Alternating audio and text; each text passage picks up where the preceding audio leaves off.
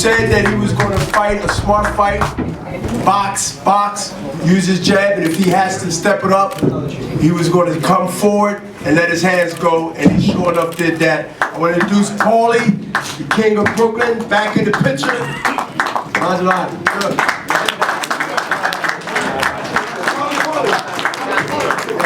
I always mess up his name, so don't worry about it. Where's Eric? I don't even know what to say. Yo, first I gotta, I'm sorry to cut you off. Gotta give you this Spencer Hurst jersey. Yeah!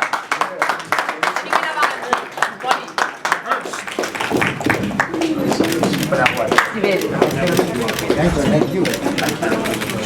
Bragging rights there, boy. Yeah! Thank you. I thank Golden Boy, Haymon, my team, Anthony Canzaro, Steve Bash, Eric Brown, Orlando Carrasquillo, Vincent Callaway, Peace Ferrazza. You know, and I don't know. I mean, I'm happy. You know, I'm looking forward to big fights. I want the winner of next week's fight with that bitch ass Adrian Broner. That fight. I just want to shout because you know, in my opinion, they're fighting for a title that belongs to me. I don't believe I should have lost that fight. Adrian took the title because they gave it to him, and so now he gets to defend it. So you know, I deserve a shot at my old title back. So for starters, I would definitely be interested in the winner of that fight. Plan on working it. Hopefully, I get these stitches out before then. You know, but and I'm not usually at a loss for words, but I don't know what else, how much more there is to say. You know, this wasn't a real trash talking kind of promotion, so you know, it was good to get the win, but at the same time, it was you know, it was bittersweet because you know, Zab Judah was a guy that I looked up to for a lot of years. You have many boxing heroes growing up. You know, people that you look up to on the way up. You know, you have your peers, you have people you see in the gym. You know, you have Junior Jones in there who used to kick my ass every day in Gleason's gym when I first started. You know, but you know, guys like that, you know, you always look up to the elder statesmen, and so Zab was, you know, he's still active. Obviously, we had to fight, but he was still one of the elder statesmen that I looked up to. So the win was bittersweet, but it was good. It felt good to get the win. It felt good to win the Battle of Brooklyn, and it felt good to have these bragging rights and to move on to bigger, better things. You know. And that's it. So, what did you think about the judges? I didn't hear the scorecards. I didn't even. What were the scorecards? Oh, you know, I was just 116. You've had the last two fights you've had here. You were very. I mean, I don't think you could get this. I don't think you could get this one wrong. I mean, I don't. You know, I think it was pretty clear I won the fight. So I mean, I'll admit the Broner fight was close, you know. So, you know, I mean, but I still felt I won it. I mean, if you couldn't have scored this fight for me, then you need to be walking with one of those canes with the red color on the end of it. You know? So I mean, there was really nothing to say about the judges for this fight, you know. But, so Paulie, congratulations. Oh, thanks. Congratulations, Paulie. If you don't get a shot to win your old belt back against the winner of the fight between Adrian and Maidana next week. You have a very deep weight class. Golden Boy promotes many of the top fighters in that division. Shaw Porter won a title tonight. There's other guys. What would you like to do if you can't get that fight? Whoever brings the most money. I just want to get paid, man. I've been doing this too long. I just, you know, I want the opponents that bring big fights and money to the table. Well, who do you think that is? I don't know. I mean, the welterweight, you said it yourself, the welterweight division is pretty stacked. So, you know, there's a lot of big names with a lot of potential there, you know. I'm one of them, but you know, you can mix and match the welterweight division and make a lot of money. You know, I think it's probably the most talent-stacked division in boxing right now. So, you know, I mean, my personal preference is the winner of the Broner Maidana fight. But you know, we get a big fight or a title fight or a big money fight, I won't be complaining. You know, so I know I got a good team behind me now. So, you know, I've now that I'm fully back, willing to fight again. You know, after the Broner fight, I wasn't really convinced I wanted to do this again. You know, I told my guys, you know, I'm not sure I'm gonna fight again. So now, you know, with a win like this, obviously, it's kind of full steam ahead. And you know, I'm looking to see who's out there in the welterweight division that I can mix a match with and make some money and continue to, you know, show that I'm still a world-class fighter even at my age. Paulie, congratulations.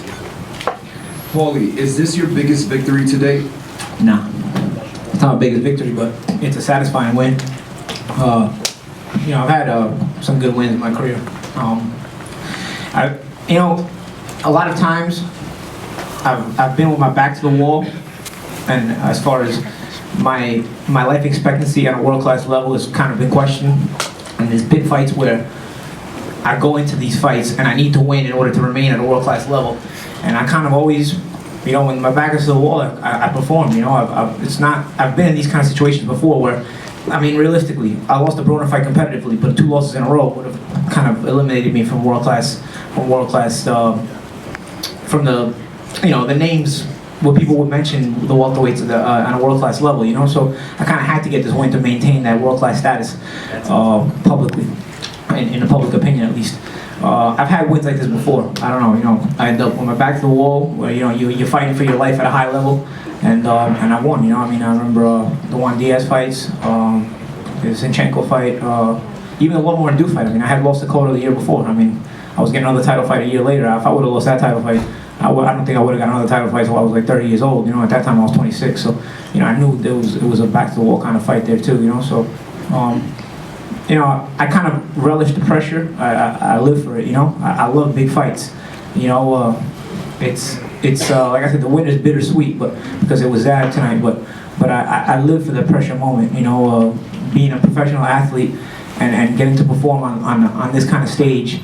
When the pressure's on you, you know, when you're going to sleep at night and you're thinking about, you know, everything's on the line here, you know, and you got to perform, and then you do it, you know, it feels good. Congrats, Paulie and Team Malignaggi.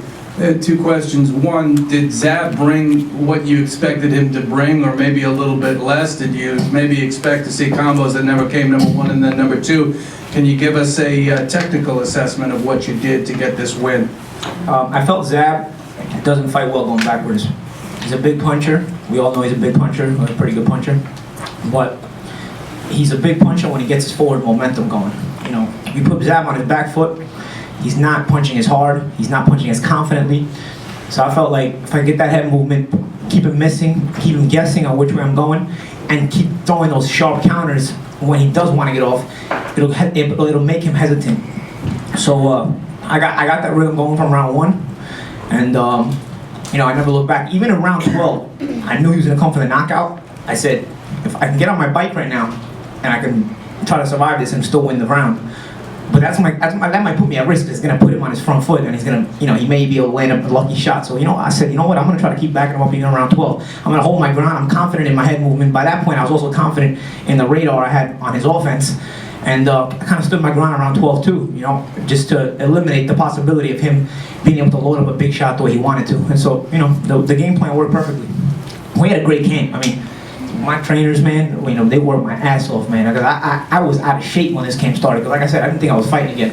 I mean, I was totally out of shape. I mean, I started with, I brought back, yeah, you're right, X. I brought back Orlando Carrasquillo on the pads. He was, I worked with him in the amateurs. And my trainers, Eric Brown, the head trainer, and Vincent Calloway came, conditioning coach, you know, from LA. And, you know, we got the ball rolling, and man, it was a great camp. I mean, we put in a lot of hard work every day, dedication, and, you know, we got the job done.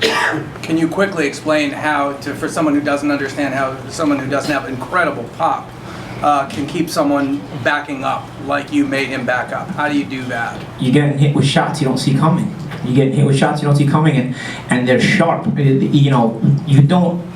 The gloves are 8 ounces, man. I mean, whether somebody can punch or not, the grown man hits you with 8-ounce gloves. Like, you know, the media's a funny. You know, the people in the media are funny when they talk about punching power, not punching power. I'll put everybody in this room for a round with me with 8-ounce gloves, and I'll knock every single one of you out. Every single one. Less than a round. It's not Every so single one. difficult. Less than Hold up, Paulie. Hold up. well,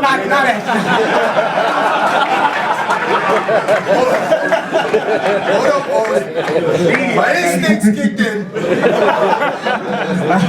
I forgot X was behind me.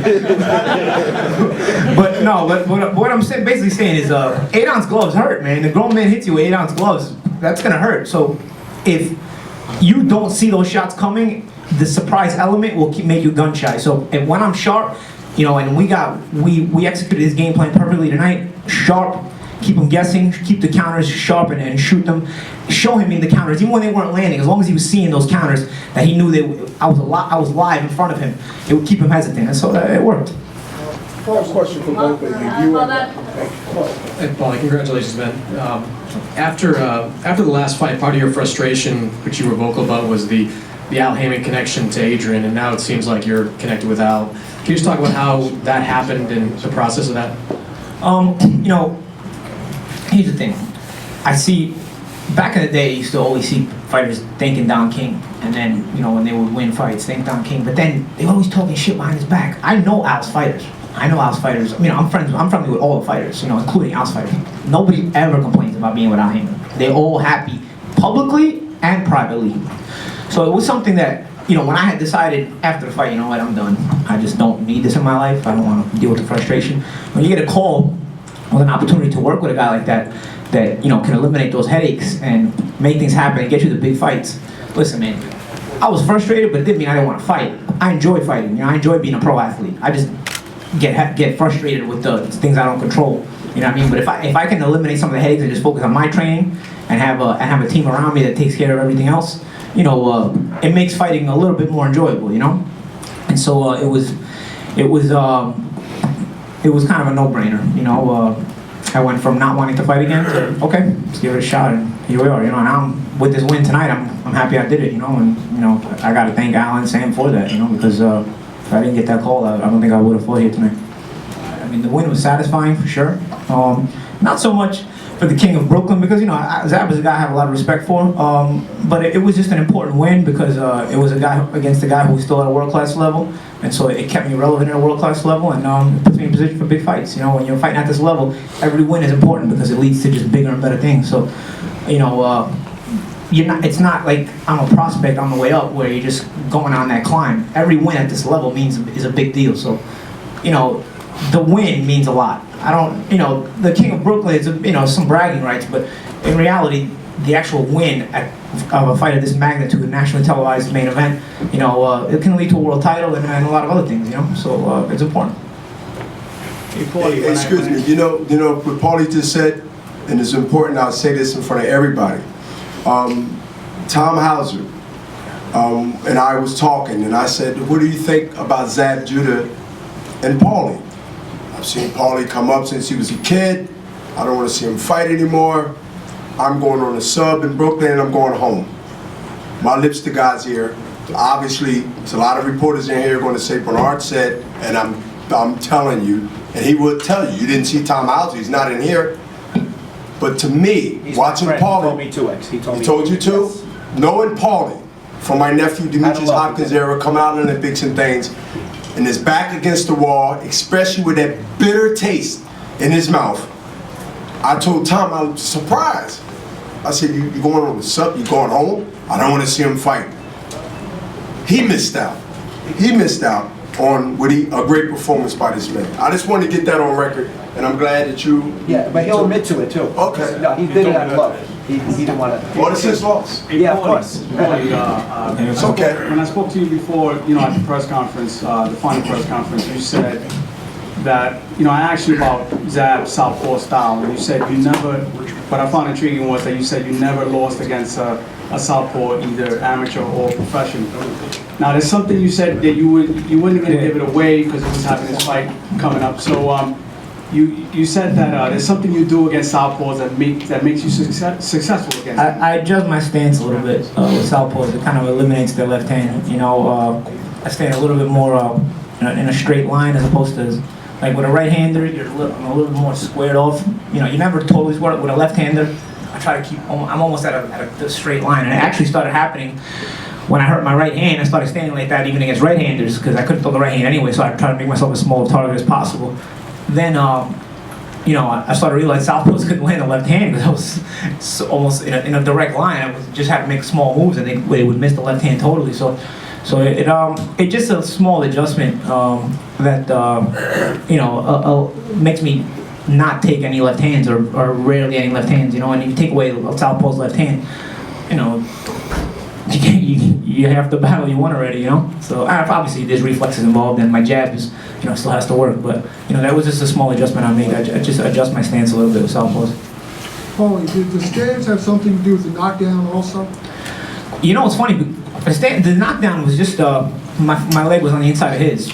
So you know, when you're fighting a southpaw, you're trying to spin out a lot of times. And I literally, when he threw that left hand, I made this move to get out, and I was trying to finish spinning out the other way, but his foot was on the outside of mine. So as I spun out, yeah, the left hand touched me, but it grazed me. The reason I fell was because of his foot being in the way. So as I was spinning, his foot was in the way. So I tripped over his foot. It's something that happens, but you know, it was a punch didn't land. So I guess you gotta call it a knockdown, but I was not hurt at all. I mean, it was legitimately, like, I was actually mad because I'm like, man, I just had started off on the right foot with that good first round, and now I just gave him a 10 round. So you know, I was mad. I was frustrated about that, but you know, I got back on my focus, and you know, I kept sticking to the plan. Let's take one more question and that's it, and then get some rest. Could you, Guys, man. what do you got? Got the microphone? Paulie, first, congratulations on the masterful performance. Picking up on where you just left off, what was your thought process after that, quote, knockdown? Shit, I just gave him a 10-8 round, man. Then I won the first round, and now he just took the lead on the cards because now he's gonna get a 2-point round. On top of that, I felt like I did a good job taking away all the confidence from him in round one. I felt like he ended round one, and he knew, like, shit, this is a tough fight. And I wanted to keep working and breaking it mentally off that. And now with the knockdown, there was a possibility that, man, this guy might gain some confidence, and you know, this fight could get tough. But you know, I stayed focused. I just said, stick to the plan, and you know, see how he comes out. You know, I was very confident in my ability to read his offense and counter and shoot the sharp counters, even if they didn't land.